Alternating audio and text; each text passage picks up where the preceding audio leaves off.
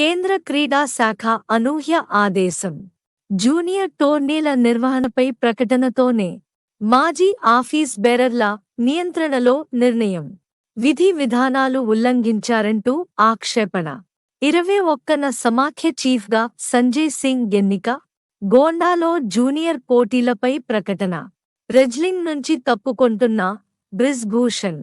దాదాపు ఏడాది నుంచి రగులుతున్న భారత రెజ్లింగ్ సమాఖ్య WFI వ్యవహారం కొత్త మలుపు తిరిగింది. కొత్తగా ఎన్నికైన సమాఖ్యను సస్పెండ్ చేస్తూ కేంద్ర క్రీడా మంత్రిత్వ శాఖ ఆదివారం అనూహ్య నిర్ణయం తీసుకుంది.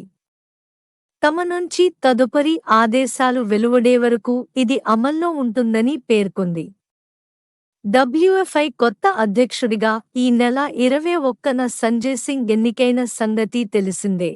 బ్రిజ్ భూషణ్ వెంటనే తనను కలవమంటూ బీజేపీ జాతీయ అధ్యక్షుడు నడ్డా ఆదేశించారు. అనంతరం బ్రిజ్ భూషణ్ మీడియాతో మాట్లాడారు. త్వరలో లోక్సభ ఎన్నికలు ఉన్నాయని, తనకు చాలా పని ఉందని పేర్కొన్నారు. రెజ్లింగ్ వ్యవహారాల నుంచి పూర్తిగా తప్పుకొంటున్నట్లు చెప్పారు. మరెప్పుడూ సమాఖ్య ఎన్నికల్లో పోటీకి దిగనని తెలిపారు. గోండాలో జూనియర్ పోటీలకు 25 సమాఖ్యలు సమ్మతించాయన్నారు. నడ్డాతో భేటీలో WFI అంశం ప్రస్తావనకు రాలేదని, తాను ఎంపీగా రాజీనామా చేసినట్లు వచ్చిన వార్తలు వాస్తవం కాదని చెప్పారు.